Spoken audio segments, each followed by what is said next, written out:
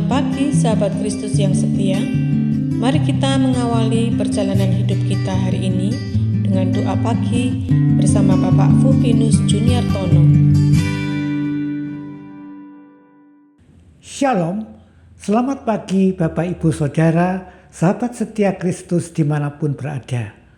Senang sekali dapat kembali berjumpa dengan sahabat semua di pagi hari ini.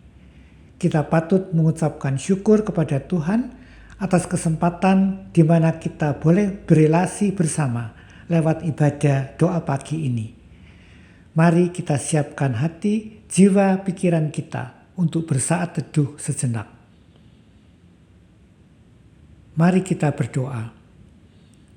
Di keteduhan pagi hari ini ya Tuhan, dengan penuh sukacita kami datang kembali ke hadapan-Mu.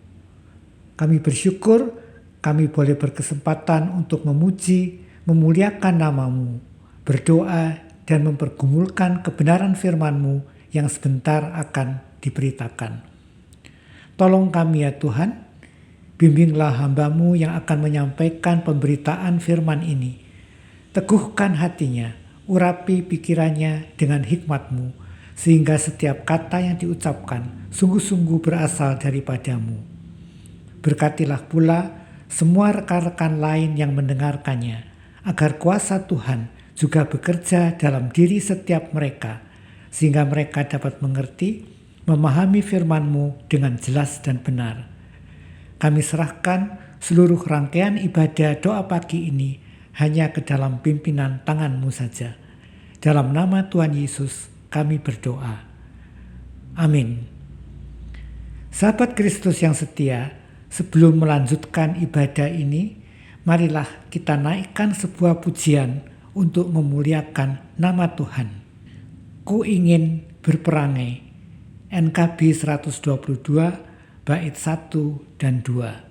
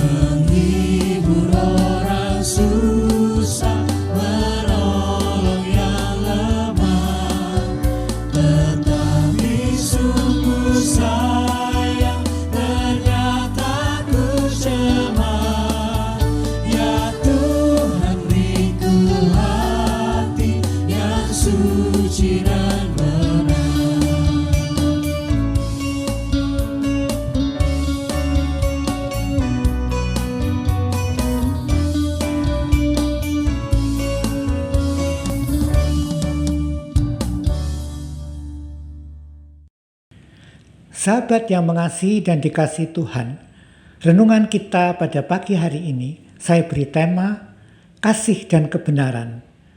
Nats yang mendasarinya saya ambil dari kitab 1 Yohanes pasal 3 ayatnya yang ke-18 yang mengatakan demikian. Anak-anakku, marilah kita mengasihi bukan dengan perkataan atau dengan lidah, tetapi dengan perbuatan dan dalam kebenaran. Sampai sedemikian jauh pembacaan firman Tuhan, yang berbahagia adalah setiap orang yang mau mendengar firman Tuhan, menyimpan, memelihara dan mempergumulkannya, serta bersedia melakukannya dalam kehidupannya setiap hari. Haleluya. Seringkali kita mendengar ada orang mengatakan, ngomong memang gampang ya, coba prakteknya. Apakah melakukan sesuai dengan yang diomongkan? Memang tidak mudah untuk memenuhi apa yang kita katakan sesuai dengan kenyataan yang kita lakukan. Seringkali meleset. Seringkali yang terjadi, apa yang kita katakan tidak selaras dengan apa yang kita lakukan sesuai dengan perkataan kita tadi. Contoh yang sederhana, ada rekan kita yang sakit. Kita katakan, nanti saya doakan biar cepat sembuh. Wah, kelihatannya kita baik. Kita mengasihi rekan kita mau peduli, kita mau mendoakan dia. Tetapi bagaimanakah kenyataannya? Apakah benar-benar kita mendoakannya? Apakah kita hanya lip service saja supaya terkesan perhatian? Ingatlah, setiap perkataan yang kita lontarkan dari mulut kita, apalagi yang menyangkut janji, itu harus kita tepati, harus kita lakukan sesuai dengan apa yang kita ucapkan. Segala perkataan yang baik akan menjadi tidak baik bila kita tidak melakukan sesuai dengan yang kita katakan atau janjikan. Begitu juga dengan mengasihi. Kalau kita mengatakan, saya mengasihi dia, apakah betul kita mengatakannya dengan sepenuh hati, dengan kemurnian hati, dan kita melakukannya dengan tindakan kasih yang nyata? Sahabat yang mengasihi dan dikasihi Tuhan, ada sepasang suami istri yang baru setahun menikah. Setiap kali sang suami mengatakan bahwa ia sangat mencintai, mengasihi, dan menyayangi istrinya. Pada suatu ketika, sang istri lagi kurang enak badan. Dia meminta suaminya membantu membersihkan kamar, hanya membantu saja. Tetapi sang suami menolak. Alasannya dia juga capek, habis bekerja seharian di kantor. Padahal ia selalu mengatakan bahwa ia sayang pada istrinya dan mau berkorban bagi sang istri yang dia cintai. Sahabat, praktek kasih pengikut Kristus adalah praktek kasih yang harus mengikuti jejak Kristus. Salah satunya adalah yang penting, pengorbanan diri. Memang dalam mengasihi ada banyak pengorbanan yang kita lakukan. Korban waktu, korban tenaga, korban materi, dan sebagainya. Tetapi hendaklah semuanya ini mengingatkan kita dan memberi kesadaran kepada kita bahwa Kristus juga telah mengorbankan dirinya mati di atas kayu salib untuk menebus dosa-dosa kita demi kasih-Nya kepada kita semua. Bukankah pengorbanan kita terhadap sesama sebenarnya tidak ada artinya bila dibandingkan dengan kasih dan pengorbanan Kristus kepada kita?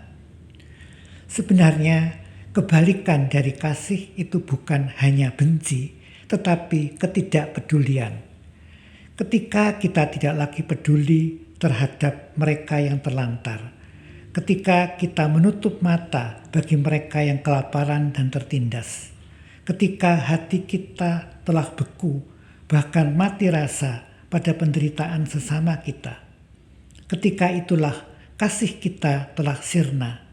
Kita tidak lagi memiliki kasih dan berarti pula pada saat itu kita kehilangan Allah.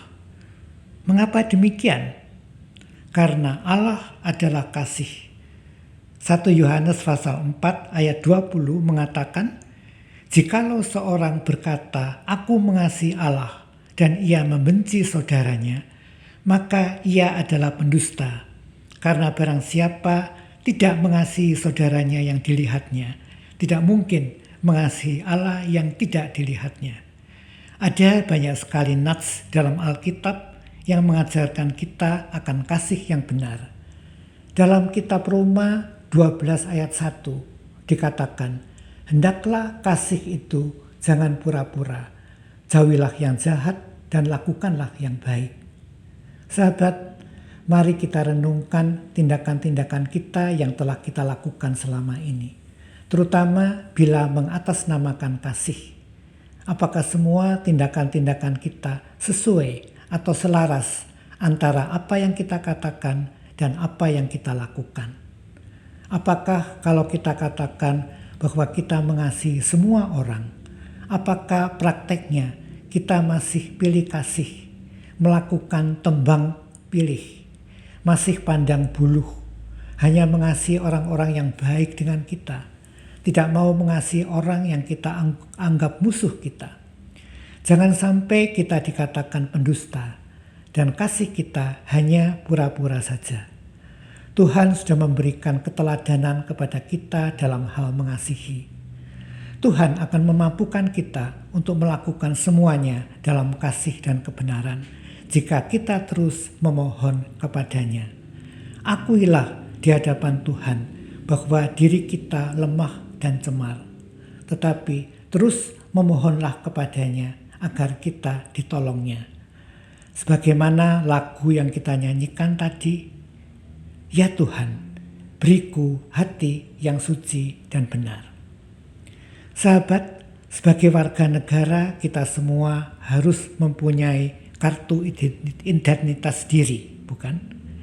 Kita harus punya KTP yang kita pegang dan kita dapat bawa kemana-mana. Dan apakah identitas diri kita sebagai warga kerajaan Allah? Identitas diri kita adalah kasih yang selalu melekat pada diri kita. Tanda kerajaan Allah harus diwujudkan bukan hanya dengan kata-kata saja, tetapi juga dengan kasih yang benar dalam tindakan yang nyata. Sebagai anak-anak Allah, kita terpanggil untuk menyatakan kasih Allah kepada sesama kita. Kolose pasal 3 ayat 23 mengatakan, apapun yang kamu perbuat, perbuatlah dengan segenap hatimu seperti untuk Tuhan dan bukan untuk manusia. Nas tersebut di atas menjelaskan bahwa sebagai anak-anak Allah, sebagai pengikut Kristus, semua yang kita perbuat lewat perkataan ataupun perbuatan terhadap sesama manusia merupakan sebuah pelayanan bagi Tuhan. Berarti kita harus melaksanakannya dengan tulus, jujur, dan kemurnian hati dalam kasih dan kebenaran demi kemuliaan nama Allah. Karena kita lakukan semuanya itu buat Tuhan. Bersediakah kita? Amin.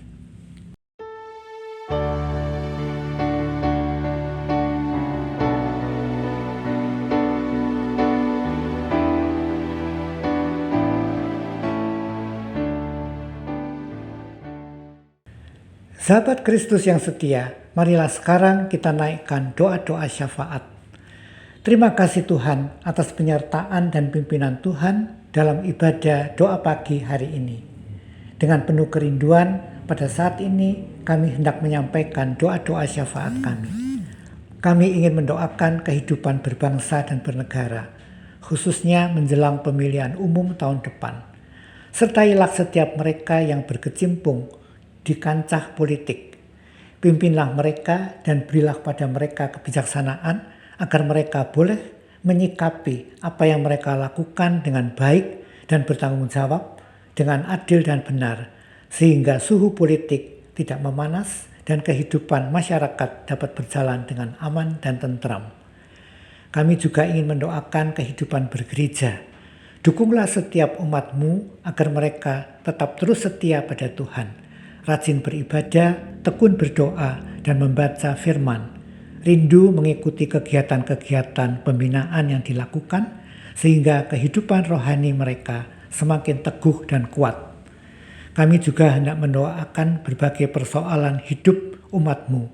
Diko lawat mereka yang sakit, Diko hiburkan mereka yang berduka cita, Diko topang mereka yang lanjut usia dan tinggal sendiri. Akhirnya kami mau serahkan kegiatan kami hari ini, baik pekerjaan maupun pelayanan kami, agar berjalan dengan baik, aman dan lancar, dan Dikau mampukan kami untuk melakukan semuanya dalam kasih dan kebenaran. Terima kasih Tuhan untuk semua yang boleh kami doakan. Terpujilah nama Tuhan kekal sampai selama-lamanya. Amin.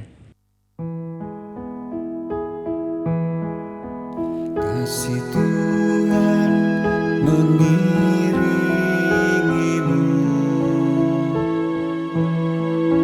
dan sayapnya melindungi